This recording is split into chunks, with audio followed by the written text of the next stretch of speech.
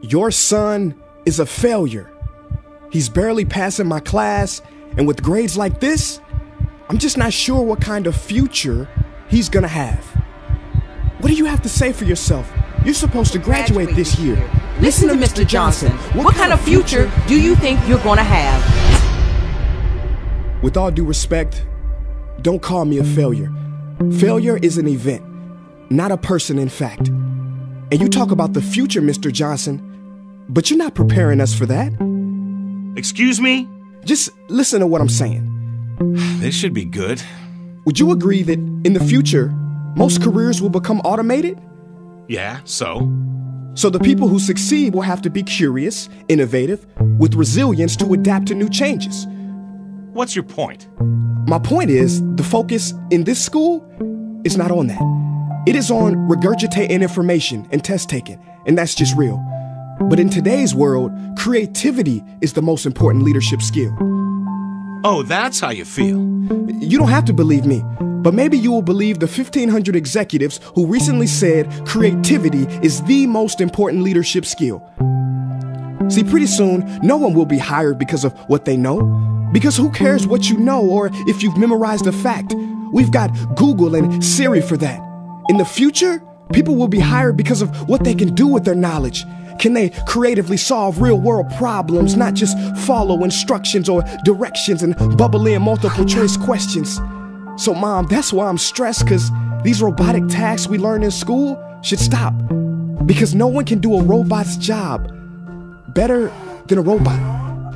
Billionaire founder of Alibaba, Jack Ma, said that we should not compete with artificial intelligence, but instead focus on developing unique human intelligence.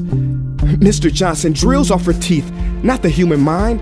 So these repetitive knowledge-based tasks we must leave behind. Or in the future, you're gonna find a lot of people graduating out of your class right into the unemployment line. See, many top companies today don't look at grades. Mom, that old way is expiring. Google has been quoted as saying GPAs are worthless criteria for hiring.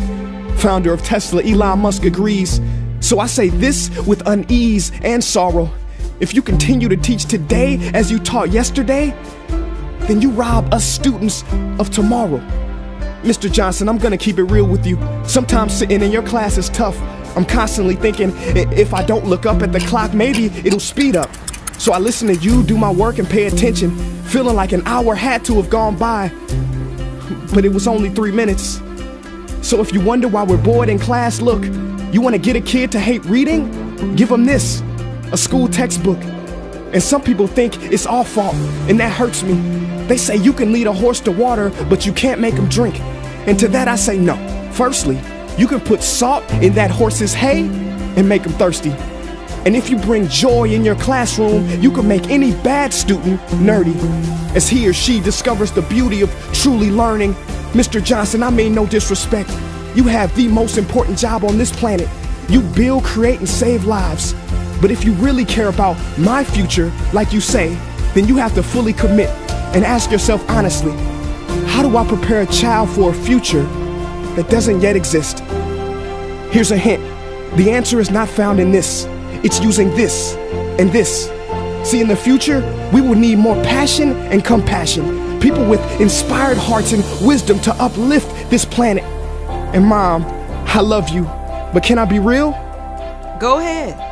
You want to know one of the biggest factors for childhood success? It's not IQ. It's family meals. And we haven't had one of those in a while. See, I know sometimes you don't feel proud, because I may not be a straight A student, but I'm not stupid. These tests may be 70% of my grade, but they're 0% of my future. But don't worry, I'll pass this class and get through this. But I need you to give me the space I need to be me and live true. Because the best feeling in the world is that your own parents get you. There's a passage in a book called The Prophet by Khalil Gibran. And if you don't mind, I'd love to share it with you. Go ahead. See, he says, your children are not your children. They are the sons and daughters of life longing for itself. They come through you, but not from you. And though they are with you, they do not belong to you. You may give them your love, but not your thoughts, for they have their own thoughts. You may house their bodies, but not their souls, for their souls dwell in the house of tomorrow. So, Mom, I'd appreciate it if you give me the love that I need to pursue my dreams. See, if we are to succeed, all three of us need behavior change on all fronts. We talk about the future, but the future is now, and it is created now by all of us. I've never heard you speak like that before. Yeah, I didn't know. But I'm going to reach out to administration and try to change some things. You have my word.